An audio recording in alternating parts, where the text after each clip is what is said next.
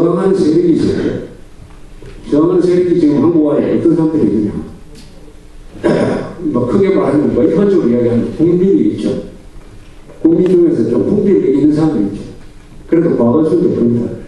또 우리가 말하는 중산층이라서 이 자기들을 지키려서 그 중산층이에요. 그 다음 뭐가 있습니까? 애국 운동 세력이 있죠. 그때 서울에 노쇠해서 활동량이 많이 줄어들었어요. 그래도 언론 중에 몇 개, 많지는 않지만 조중동 등등 몇 개 그래도 양심 있는 언론 기관이 있습니다. 이거 가지고 반격이 되느냐? 결국 따지고 보면 제일 중요한 것은 군대예요. 국군입니다. 국군.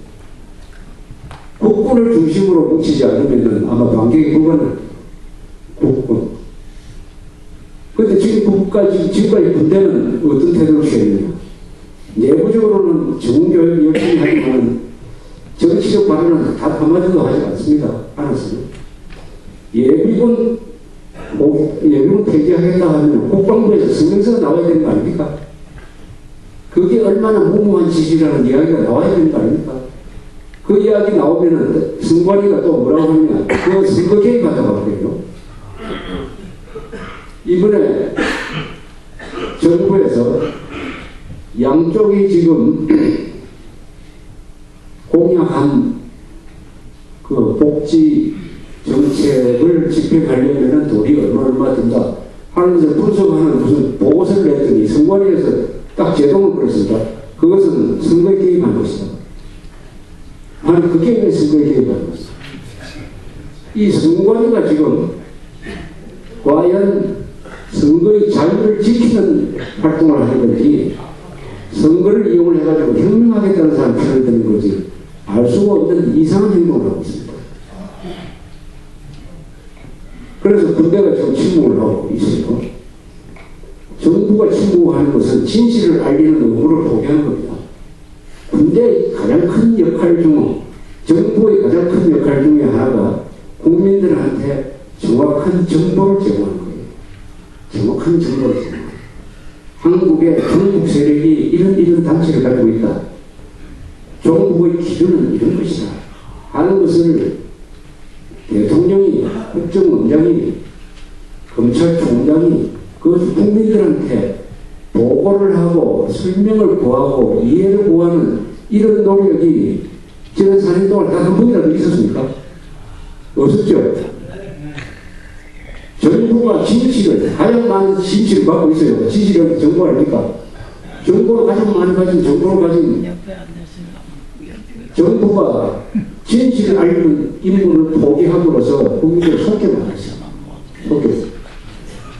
이런 식으로 나가면 우리 방해봐도 정신 못 차리고 체제가 날아간다.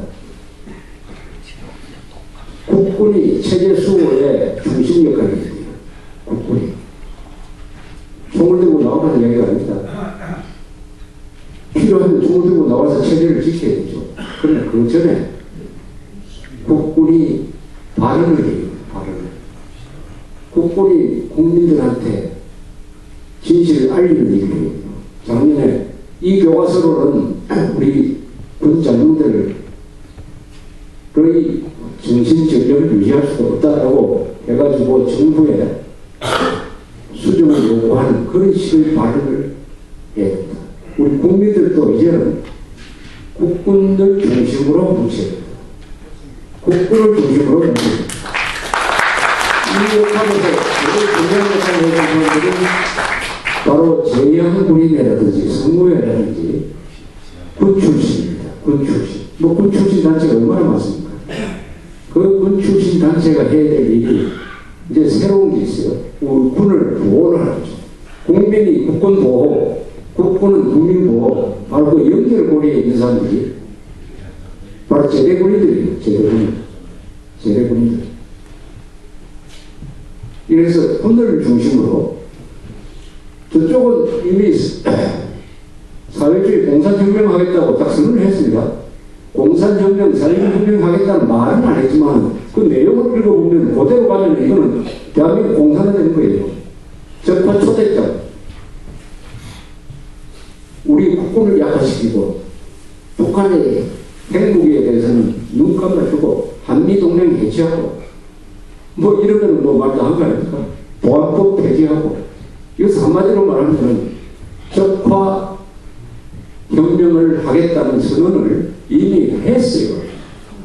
했는데도 불구하고 체제를 지켜야 될 세력이 체면차리면서 말도 조심하게 하고 이렇게 하면 사업이 되겠습니까?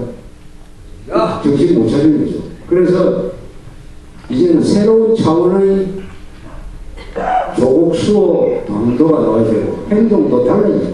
행동이 달라져요. 한쪽에서 칼 들고 들어오는데 이쪽에서 계속 말로 하겠다고 하면 됩니까?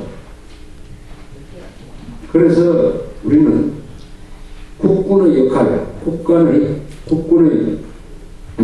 안전보장에 대한 최후 보루로서의 국군의 역할을 제대로 할 수 있도록 분을 우리가 계속 격려도 하고 자극도 하고 비판도 하고 이렇게 함으로써 국군 중심으로 결집이 되지 않으면 이 좌익과의 싸움에서 이길 방도가 현실적으로 분별이 안 나온다. 그 다음에는 기업이죠, 기업. 자, 조직되면 기업. 그 다음에는 종교, 그리고 기독교죠. 이런 식으로. 그런데 우리 기업인들은 지금까지 유럽의 이 부르주아하고는 본질적으로 다르고 유럽의 자본가들은 왕정을 타도하고 자유민주주의를 만드는 전투적 집단이었다면 한국의 기업인들은 권력에 빌붙어가지고 특혜를 보고 서로 정치자금 대고 자기 약점을 보호받고 하는 이런 기생적인 권력 기생적인 체제를 가지고 있다가 보니까 그 권력이면은 차라리 좌익 권력이라도 유착하는 게 좋겠다. 이렇게 하다가 보니까 좌익 세력의 경멸이 하게 되면서 전투적인 자본가가 아니라 아주 노예 근성을 가진 자본가로 전락을 했습니다. 그런 식으로 하면 체제를 지킬 수가 없어요. 체제 지키는 힘은 돈과 우력에서 나오는데 바로 기업인들, 자본가들과 국군이 그 힘을 제공해야 되는데 이 양쪽에서 가지고 있는 힘을 쓰지 않으면 오히려 좌익들을 도와주는 쪽을 쓰면 이 게임이 성립이 안 된다. 그래서 국군이 달라져야 되고 그 다음에 돈 가진 사람이 달라져야 된다. 돈 가진 사람. 이제 노골적으로 싸워야 된다. 이 말이다.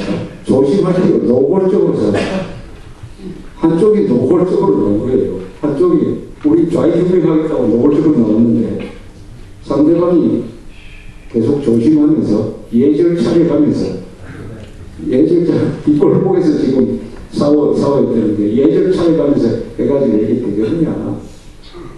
그래서 선거 이후에 선거 결과 지금 뭐 예측이 여러 가지 나와도 확실한 것은 국회는 종북주도의 국회가 되다. 여기서는 이제 과거와 다른 삶의 방식을 가져야 된다.